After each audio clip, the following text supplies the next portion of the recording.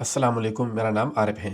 دوستو میری 4-5 منتھ پہلے ایک بندے سے ملاقات ہوئی تھی، اور اس ملاقات میں اس بندے کے مطابق جو پاکستان کے سیکیورٹی حالات ہے، اسپیشلی خیبر پختونخوا میں اور باقی علاقوں میں، تو اس کے مطابق وہ میرا دوست کہہ رہا تھا کہ جو سارے معاملات ہے، یہ جو چیزیں ہیں، یہ میں دیکھتا ہوں۔ اور بیسیکلی وہ یعنی کہ اپنے فضائل بیان کر رہے تھے کہ میری بہت بڑی کنٹریبیوشن ہے، میری یہ اچیومنٹ ہے اور یہ اچیومنٹ ہے۔ اور اس میں ہم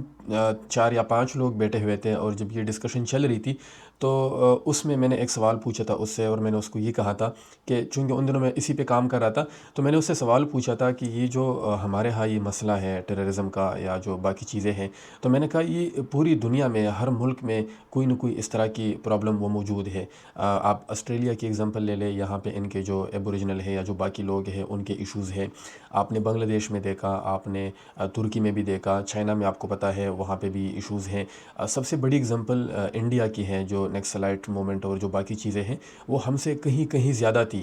جو ان کی یہ والی مومنٹس تھی۔ تو میں نے اس کو یہ بات بتائی کہ یو ایس سے لے کے آپ افغانستان تک آ جائے، ہر جگہ پہ کوئی نہ کوئی اس طرح کے ایشوز موجود ہے۔ تو کیا وجہ ہے کہ پوری دنیا میں، انڈیا میں، ہر جگہ پہ انہوں نے یہ ایشوز کنٹرول کر لیے اور وہاں پہ حالات نارمل ہے؟ ایون اب تو افغانستان میں پچھلے دنوں ایک میرا دوست آیا ہے، وہ کہتا ہے کہ باقی چیزیں ہیں بٹ حالات نارمل ہے، وہاں پہ کوئی ایشوز نہیں ہے۔ تو میں نے اس دوست سے پوچھا تھا کہ کیا وجہ ہے کہ پوری دنیا میں حالات نارمل ہو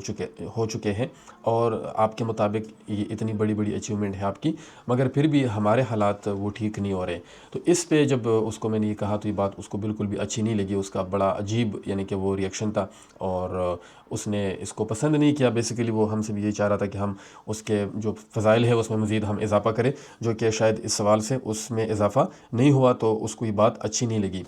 میں نے press conference D G G I S P R کی، اور جب ان کی وہ میں باتیں سن رہا تھا، جس طرح سے وہ پر سوال جواب وہ کر رہا تھا، تو مجھے اپنا وہ دوست یاد آ گیا کہ آلموسٹ یہ ایک طرح سے سوچتے ہیں، ایک طرح سے بات کرتے ہیں، ایک طرح سے ان کو کویسچن پسند ہے جو ان کو سوٹ کرتے ہیں، اور ان کے مطابق جو ہے ہم بالکل ٹھیک ہے اور باقی پوری دنیا غلط ہے۔ تو پھر میں نے سوچا کہ آپ سے اس پہ میں اپنی کچھ چیزیں شیئر کروں۔ میرا اس پہ پی ایچ ڈی کا تھیسس ہے، اور شاید تھوڑی بہت کچھ انفارمیشن میرے پاس ہے اور اس میں وہ ریلیونٹ ہو سکتی ہے۔ تو میں کلیئر کر دوں، مجھے پولیٹکس پہ اچھا نہیں لگتا، کیونکہ جو پولیٹکس اتنی کائنڈ آف گندی ہو گئی ہے، تو بات کرنا اس پہ ایک بڑا مشکل ہو گیا ہے۔ بلکہ کل ایک پروفیسر سے بات ہو رہی تھی، اور وہ بتا رہے تھے کہ ایک اسٹوڈنٹ میرے پاس آئے ہیں ریسنٹلی، اور وہ کہتے ہیں کہ مجھے انٹرنیشنل ریلیشنز میں یعنی کہ انٹرسٹ ہے کہ میں اپنا پی ایچ ڈی اس میں کمپلیٹ کروں، مگر ساتھ ہی وہ بندہ کہہ رہا ہے کہ مجھے پولیٹکس میں انٹرسٹ نہیں ہے۔ تو میرے سپروائزر ہنس رہے تھے کہ پھر اگر انٹرنیشنل ریلیشنز میں پی ایچ ڈی کرنی ہے، پولیٹکس میں انٹرسٹ نہیں ہے، تو پھر آپ انٹرنیشنل کیمسٹری میں پی ایچ ڈی کر لیں، آپ ریلیشنز میں نہ کریں۔ تو خیر مجبوری ہے، جب ہم پڑھ رہے تو ظاہری بات ہے پھر تھوڑی بہت ہمیں چاہیے کہ ہم اس میں کنٹریبیوٹ کریں۔ خیر اپنے اس ٹاپک کی طرف آتے ہیں۔ میں نے D G I S P R کی پریس کانفرنس دیکھی، اور انہوں نے بہت زیادہ باتیں کی ہیں۔ میں سمری آپ کو بتا دیتا ہوں، اس کی سمری جو مجھے سمجھ آئی ہے وہ یہ ہے کہ بلوچستان میں بھی دہشت گردی ہے، کے پی کے میں دہشت گردی ہے، کشمیر میں بھی ایشوز ہے، پورے پاکستان میں ایشوز ہے، افغانستان میں بھی یعنی کہ دہشت گردی کے اڈے ہیں۔ اور وہ بہت غصے میں نظر آئے، اور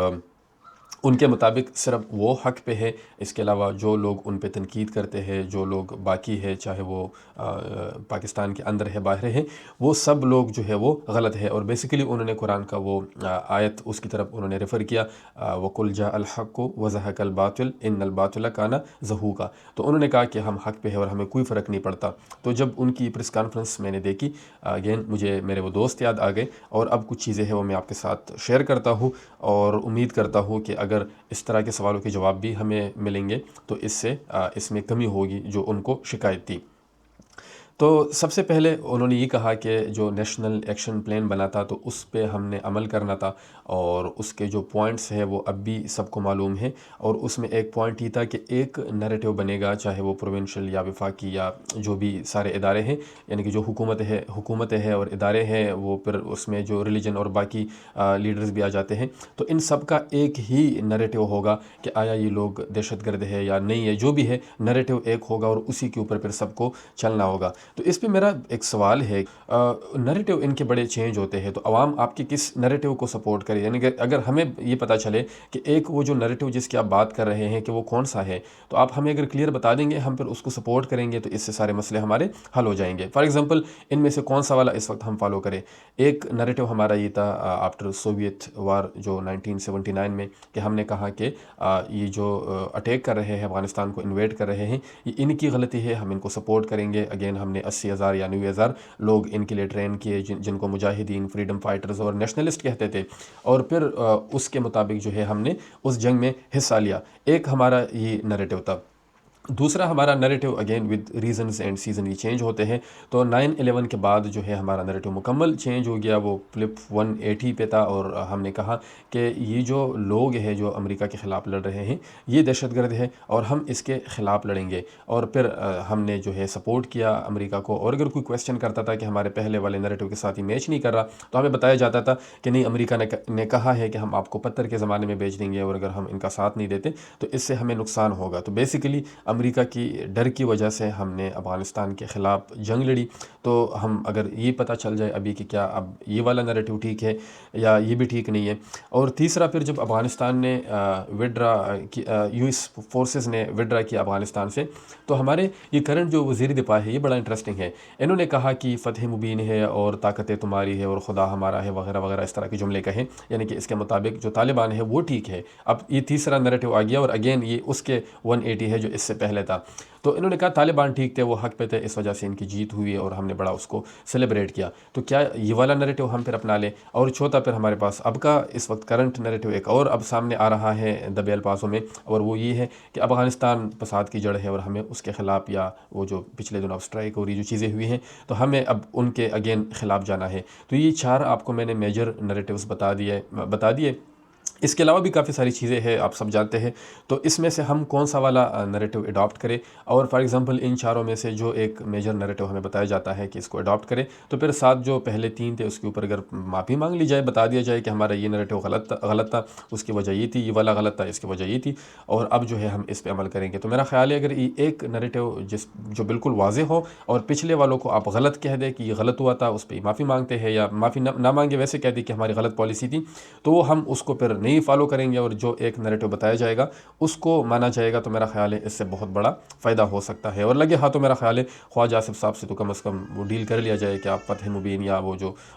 طاقت ہے اور یہ وہ، تو اس کے اوپر یعنی کہ پہلے اور اب کا سٹانس کیوں اس طرح سے ہوا۔ خیر، دوسری جو چیز ہے جو بہت زیادہ میں سمجھتا ہوں کہ وہ امپورٹنٹ ہے، وہ یہ ہے کہ یہ جو D J S P R نے اس کا ذکر کیا کہ ہم دہشت گردی کے خلاف لڑتے ہیں اور ہمیں آپ کی سپورٹ چاہیے، تو یہ بالکل ٹھیک بات ہے، اس میں کوئی دو رائے نہیں ہے کہ اگر دہشت گرد ہو تو ان کے خلاف اگر آپ لڑتے ہو، سپورٹ کرنا بھی چاہیے، اور ہم کرتے بھی ہیں۔ اور خود انہوں نے بھی ذکر کیا، اور میں پھر اس کو ہی ریپیٹ کر دیتا ہوں کہ لوگ ان کے اوپر الزام لگاتے ہیں کہ نہیں، دہشت گردی آپ کی وجہ سے ہے، اور لوگ ساتھ نہیں دیتے۔ تو جو لوگ ساتھ نہیں دیتے، again based on my lived experience یا پرسنل ایکسپیرینس،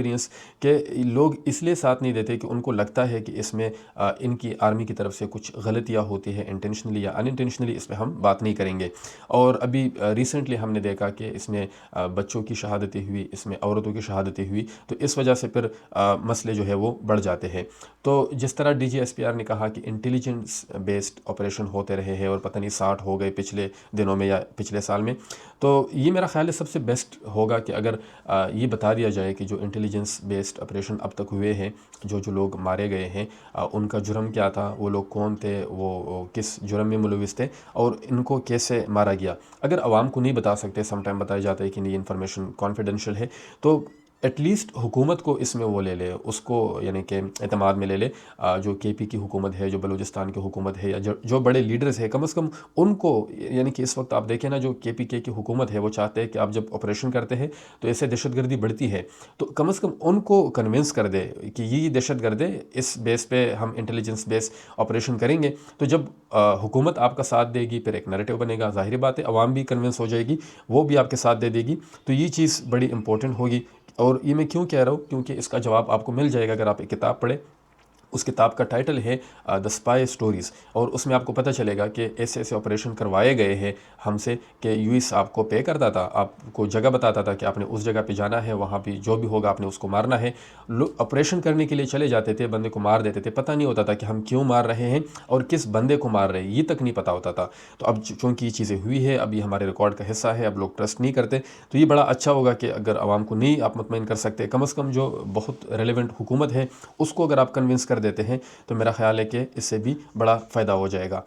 اور لاسٹ میں ایک چیز جو آج کل بہت ڈسکس ہو رہی ہے اور اس پہ بات ہوتی ہے اسپیشلی KPK میں، پورے پاکستان میں، تو اور ایک بہت بڑا سوالیہ نشان ہے، میرا خیال ہے اس کو بھی اگر ایڈریس کر لیا جائے تو اس سے بھی ہمیں بہت فائدہ ہوگا۔ اور وہ یہ ہے کہ جس طرح DGSPR نے اس پریس کانفرنس میں یعنی کہ بٹوین دی لائنس بھی وہ بات کرتے تھے، عمران خان کے اوپر وہ بیسیکلی تنقید کر رہے تھے، نام نہیں لے رہے تھے، بٹ باتوں باتوں میں وہ بتا دیتے تھے، صاف نظر آ رہا تھا کہ وہ اس کے اوپر تنقید کر رہے کہ جی اس کی پالیسی ساری غلط تھی اور یہ والی اب ہماری بالکل ٹھیک ہے، اور ہم حق اور باطل اور جو بھی جنگ بدر کی ایگزامپلز دے رہے تھے۔ تو یہ ایک اگر چیز بتا دی جائے کہ جب تک عمران خان کی حکومت تھی تو اس وقت کیوں امن ہو گیا تھا، KPK میں اس وقت کوئی